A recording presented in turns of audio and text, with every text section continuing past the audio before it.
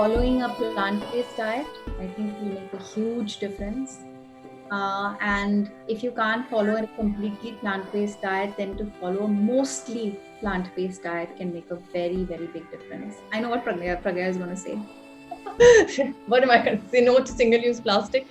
Yeah, I'm going to add to that. Also, please just segregate your waste. That's going to create a huge impact if you just segregate your waste. She knows how obsessed I am with waste. It's like... yeah, we are the kachra queens. Yeah. Live your values, live authentically, and you will find nature and you will live more sustainably if you do those things. Like I said before, look at your entire day from morning to night and see how you can include living more consciously and responsibly.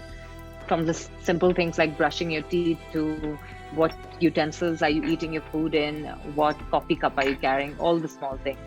I think paying attention to the materials that are around us right now and, seeing those materials, considering themselves to be almost same as us, almost as living, can help. In that way, we collaborate with nature. We have a more, sense of nature within us. And then I think you can see the materials, be more conscious about your choices then.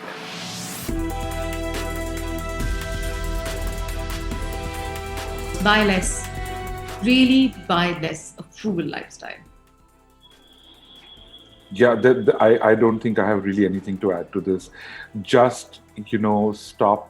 You have to edit your consumption and you'll find that you don't need as much. Buy intelligently, buy according to your needs.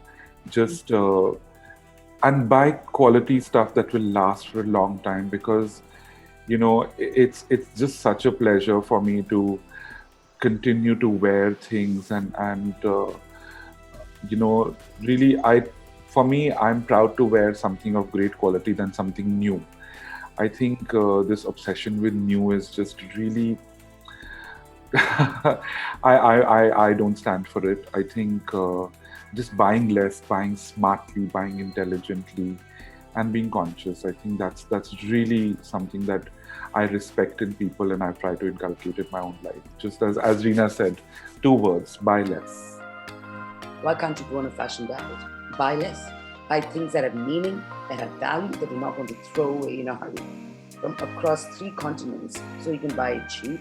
Or can you look in your own backyard and participate in the cultural provenance of your region? Are you wearing Indian fabrics in whichever part of India that you live in?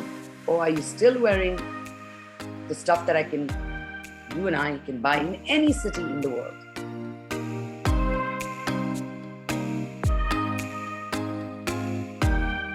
As I wear khadi and handlooms and not nylons, for me it becomes very important since childhood to wear and use material which is, we call it now sustainable. And just to add, my uncle, my aunt, all of them were in the Fit India movement and all, and they were all Gandhians. So they sat with that thing to take out threads, from the cotton. I grew up seeing that. I have also done it with them, very bad work, but they were so good at it. And they wore khadi. Their curtains, everything was khadi. My mother wore handlooms, cottons, never silk. So I have grown up in that atmosphere. So today I wear this. Just think when you are designing. And if you have waste on your site, pick it up. If it's wood, pick it up. Give me a call and I'll go and pick it up.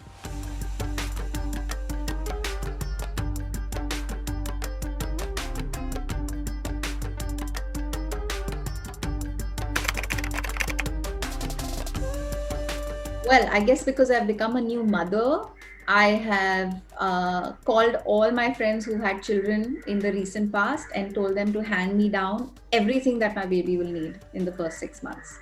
So I've not had to. Yeah. I've not had to consume wastefully, like buy stuff that was not necessary. And the other thing that I've done is that I'm going to be using washable and reusable diapers. And for the times that I can't do that, I'm going to be using biodegradable and completely sustainable diapers. Tried and failed multiple times. I don't know why it's not working for me, but that is composting. I've tried in the past. I've tried the kambas, and I've not been able to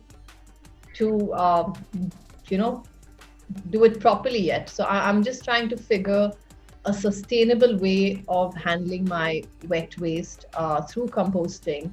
I guess using a menstrual cup is amazing. I mean, the amount of plastic waste that you divert from the oceans and landfills by just using that one medical grade silicone cup is pretty amazing. Stop supporting fast fashion. I haven't, and consume less. Shop when you really, really need something. I think I'll stop eating meat and turn vegan.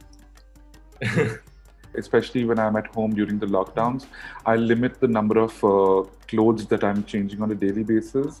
So I'm utilizing less water and detergent in washing them. So I have like 3 sets of, because we're all living in our shorts and tees. So I have just 3 sets of shorts and tees. One is being washed, one is being worn, and one is in reserve, so that it just becomes easier and less wastage in terms of water and detergent. For me, I think I would say that it's really like about changing a lifestyle, not just one choice. But consciously, if I have to say one choice that I've made in the last 1 or 2 years is perhaps switching to natural detergents now. I'm not really using a lot of all these mass manufactured big detergents that I don't even know where to throw the water in. So I'm using a lot of natural detergent. If there's about one choice then.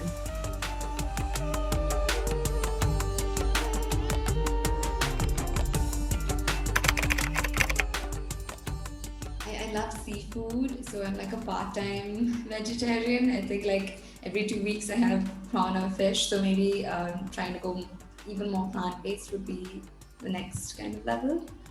It's the same for me. I was just gonna say that. I mean, it's the only thing I've found it really hard to quit is seafood. I've quit meat. I only eat plant-based, but I think my dependence on air conditioning, but that will happen when I build my own house in the future. Fingers crossed. I think there are ways where you can use local architectural techniques and materials to reduce your dependence on electrical appliances. So especially when it comes to temperature control. So I look forward to doing that when I have my own house. But till then, I think I will offset my carbon footprint by planting a lot of plants wherever I live. So, Reena? I think that for me, it would be perhaps more engaged in the process of recycling, like, food waste and general, just like paper waste, food waste. In terms of my work, I think we've been able to do that because we've kind of organized a lot of waste and where it goes and how it is recycled. At home, we have been unsuccessfully, since it's a household of dogs and kids, we have been unsuccessfully trying to do that for a couple of years. I'm not very close, to be very honest. I have a lot of mess everywhere in my house, but I want to get into the, in like a more structured way of being able to recycle books, to able to recycle a lot of food items and stuff. I think I'm not really very good at it. They get passed on. And I've been doing that for years now, just passing things on. And I know so many people, like my neighbors' children. There are now a whole bunch of new kids who wear so many of my things.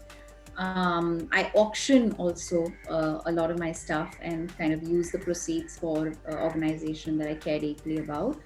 So yeah, passing on. And I think the most important is to just reduce our own consumption. So I now buy less. Yeah, my answer is exactly the same. I do the exact same. For my children, again, my younger son is wearing the same clothes that my older one was wearing. We try not to buy anything new because, again, they grow out of them within 6 months, and the clothes are barely used and they look completely new. So I don't have the heart to, even give them away at that moment. I'm just like, you use it and then we'll figure out whom to give it to next. But yeah, there's a lot of passing on that happens. And I also swap with a lot of friends sometimes. Like, okay, I like that. You take this, I'm taking that. And I think that's a really nice, fun culture that is also popping up where people actually have parties where they exchange clothes. So I think that's something really cool that's happening. My first thing is actually this is something that my friends and I have been doing for many years. We periodically sort of, and it's also a fun thing to do together with friends. We periodically go through each other's wardrobes and, we sort of circulate garments or we give them away, but mostly we circulate them because all of us are in the habit of buying good quality clothes that last very long. So it depends on our size at the moment mostly, but we are very happy to exchange and or receive pre-owned and pre-loved items of clothing. And then if we need to sort of edit our closets, etc., then we make sure that we give it away to the right people and those who either appreciate it or really really require it. And I'm not. I'm fairly certain actually that none of my clothes, at least in the past couple of years, like almost a decade, has gone to a landfill directly from my house. So Likewise, I don't have to think at all about this. I think for in my mother's household, all her salwar, sari, everything would go to the female staff in the house. For me, I have lots of this is the lot that has to go to this friend and when I'm going to Paris. This is the lot which I have to send to my sister. This is the lot which I'm going to ask my niece. If at all, clothes are always. This morning only I sent a message to one of my friends, and it's a lot of ethnic wear that I'm sitting on that I haven't worn literally in the last 2.5 years or whatever. I've worn barely once. I sent her a message. There is a lot of it. Do you want to come down and do you want to see what you can get from it? Because like Varun said, it's so size specific that I can ask one friend and not the other. But the good thing is, in India, it is so easy really to reach out to people to say that this is what I have to give, even if it is clothes and crockery, to be honest. There is nothing from my household that literally is thrown out. Yeah, like we were discussing earlier, there is a lot of certain small things that are plastic packaging. My husband is crazy to the extent that he's even made a compost pit in the backyard. Like a few days ago, after a year, we had opened the pit and we had like a lot of creepy crawlies under it. I was like, literally, this is the process of doing it. But TK, in India, we can really afford to do it. So honestly, a lot of things go to a lot of places. We don't throw out things in India. Yeah. Bad upbringing. Good upbringing. Cycle hota hai. Yeah. When the newborn baby is born, you give an old piece of cloth which has been handed down in the family to that, and then using of that and the making of these histories between the grandmother and this and then the material.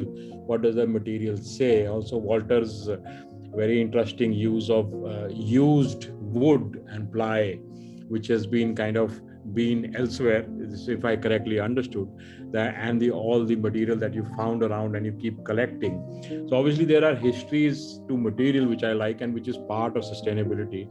And in my own work also, I have this I did this work which I kindly fondly remember in Shanghai, is listener of West Heavens. It's me at different locations in Shanghai listening to water as a repository of history, meaning and myth. So it's about listening to the material and listening to the histories